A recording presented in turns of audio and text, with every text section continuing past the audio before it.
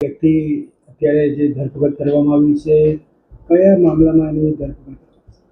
ગઈકાલે સાંજે જ્યારે એલસીબીની ટીમ એ વાહન ચેકિંગમાં હતી એ દરમિયાન તેઓને એક બાતમી મળેલી કે ટાટા હેરિયર ગાડીમાં જે શખ્સ છે અશ્વિન કુમાર જલો ઉર્ફે જલો ઠક્કર એ પોતાની ગાડીમાં એમડી ડ્રગ્સ જે મેફેડ્રોન ડ્રગ્સ છે એ લઈ જઈ રહ્યો છે, જેના આધારે વોચ ગોઠવી અને એ ગાડીની ઝડપી લેતા તેમાંથી 23.450 ગ્રામ એટલે 2.34 લાખ રૂપિયાનું એમડી ડ્રગ મળી આવ્યું હતું અને આ ટાટા હેરિયર ગાડી પણ આ બાબતે કબજે કરેલી છે.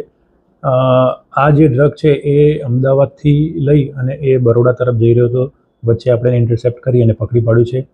એ રાજસ્થાનથી લાવેલા વાત પ્રાથમિક તપાસમાં જાણવા મળે છે. અશ્વિન જે પકડાયો છે એની વાત કરું તો એ 2023માં પણ એનડીપીએસના ગુનામાં પકડાયેલો છે, જેમાં 2.5 મહિનાથી એ જામીન ઉપર છે. તો સંપૂર્ણ વિગત ધ્યાને લઈ અને ટોટલ 7.41 લાખ રૂપિયાનો મુદ્દામાલ એ કવર કરવામાં આવ્યો છે. ડ્રગ્સ કોને આપવાનો હતો કે કઈ એ બાબતની વધારે પૂછપરછ ચાલુ છે.